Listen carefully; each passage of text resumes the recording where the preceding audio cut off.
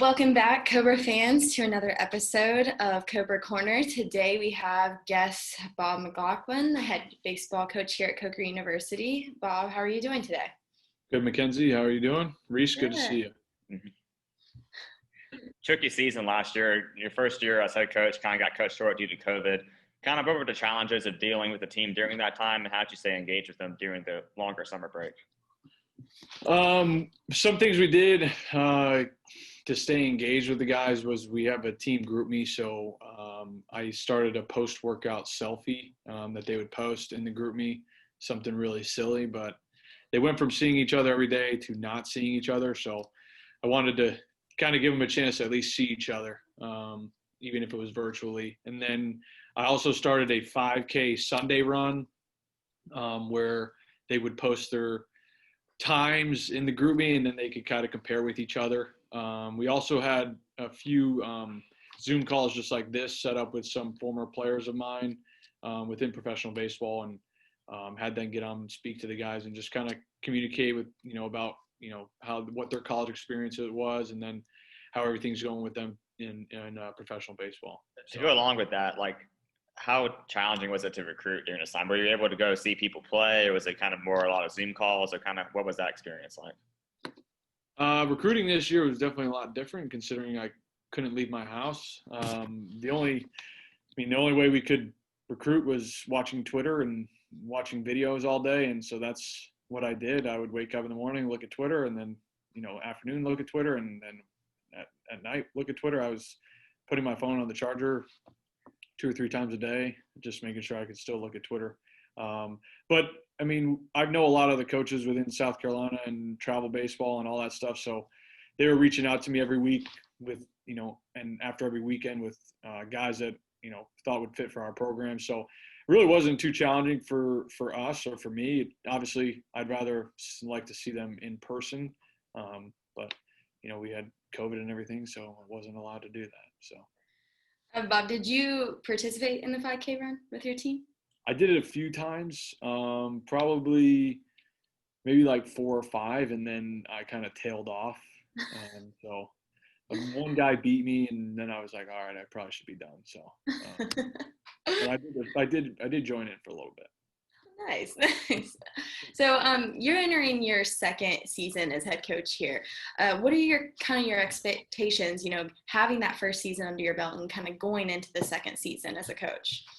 Yeah, kind of this season I wanted to continue what, myself and Coach Harrigan had built and up until this point, and kind of put a few more things that I think will help us move forward in the right direction. And I'm excited about what we have going on. I think we have a really good group of older guys coming back, and then also a really good group of guys coming in that are going to mesh pretty well.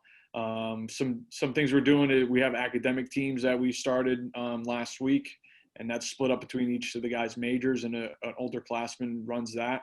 And they are supposed to meet once a week and take a selfie and send it to me, obviously with masks on. And then we have a leadership council as well, but we haven't voted on that. They'll vote on that after the first 2 weeks of practice. It'll be 2 guys from each class. So, I've talked to this summer, I kind of, talked to a few coaches that, I respect within college baseball, and just kind of pick their brains about where, direction I want to kind of take it and keep building off what Luke and I had started. So You mentioned kind of picking the brains of other coaches. You had a lot of experience with Luke. You played for Luke at AB. You coached with him here at Coker, and now obviously you're the head coach now. Kind of what lessons or takeaways did you have with Luke, and not only just Luke, but the other coaches you mentioned you have respect for and you talk to and kind of pick their brain? Like, what things are you looking for? Yeah, Luke's one of my best friends to this day. We talk daily. He just had a new kid, so we haven't talked since the new guy arrived. But, I learned more about life and baseball from Luke than probably anyone, throughout my coaching career. We have kind of a coaching triangle, you could say. He played for the coach I first worked for at Adrian College. He played for him. And so there was kind of a coaching tree there connection. And that was obviously after I got done playing with Luke. So we kind of had some of the similar backgrounds, similar work ethic that Luke and I worked really well together. And kind of near the end, it was kind of like I knew what he was thinking. I knew what what I was thinking, and meshed pretty well. But some of the other coaches, some guys I've met along the way, I still talk to, my Legion coach from back home that a long time ago, I still talk to him, pick his brain about some things. Just, you never know who you can kind of learn stuff from. But, Luke definitely taught me a lot about, the game, the ins and outs. I've talked to Coach Schmatzer as well, try and, meet with him once a week or so and pick his brain too. He's been around a long time, definitely longer than me. So just try and pick different stuff that I like and kind of make it my own, make it our own program. So. Well, while we're on the subject of coaches, you have a new coach this year in Mitchell. What do you think he will bring to the table this year, and how can he help better your team? Yeah, Mitch does a really good job in relating to the guys.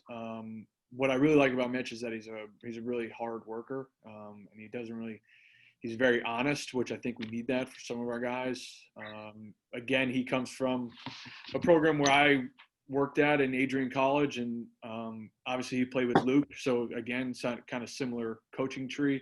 And he understood the recruiting trail up in Michigan and working with Adrian College. And so now I'm just trying to teach him the recruiting trail down here, and he'll pick it up pretty quickly. He's good with that stuff, good with communicating with younger guys, coaches around the area. So, I'm really excited to have Mitch on board, and, we came from pretty much the same place. So it was pretty easy for us to pick up where we are right now.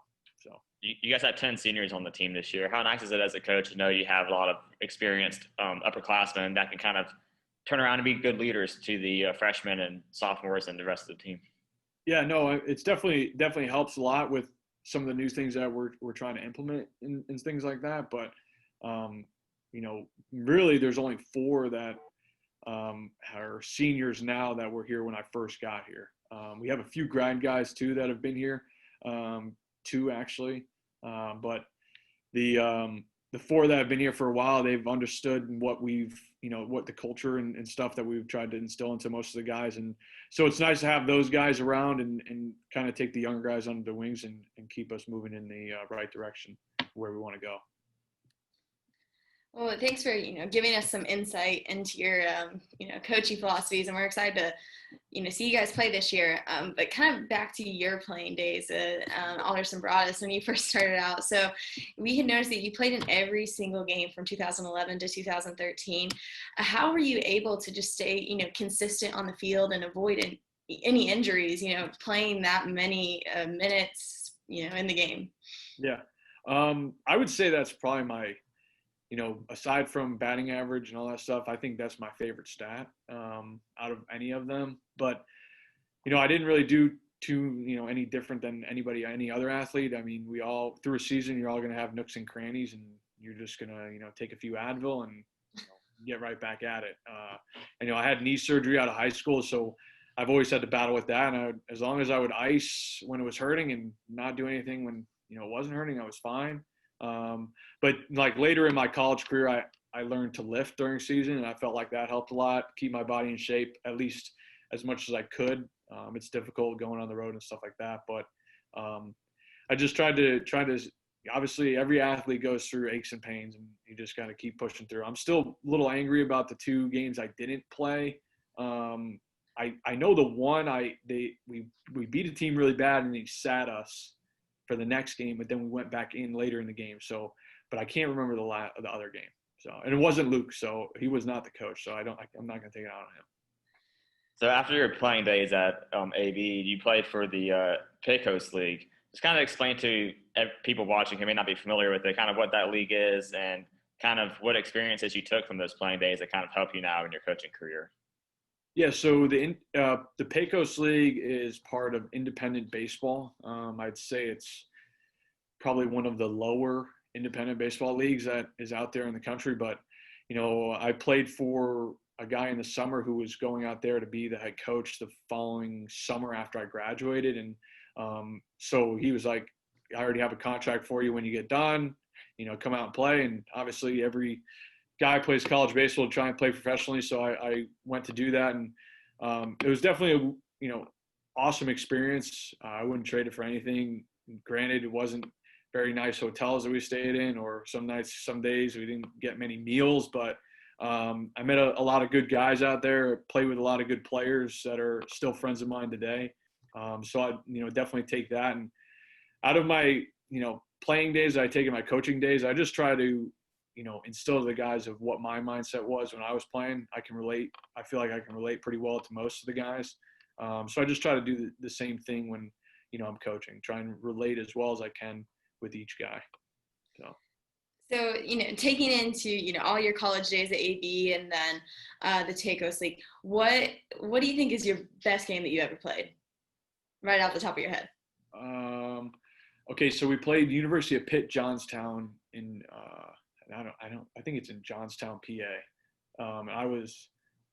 I think I was 4 for 6 with 2 doubles, 2 home runs, and 6 RBIs that day. That was probably my best day. I'm pretty sure we won, and I'm pretty sure. Never mind, I won't go there. But and then I hit a home run, my second home run in indie ball. And what was kind of cool about indie ball, like if you're at your home field and you hit a home run in part of the Pecos League, and they'll send a hat around the stands, and they can basically people tip you.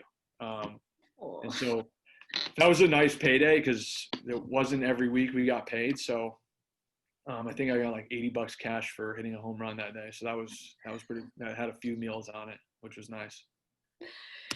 Well, thank you so much for sharing, a little bit of your playing history and now your coaching career.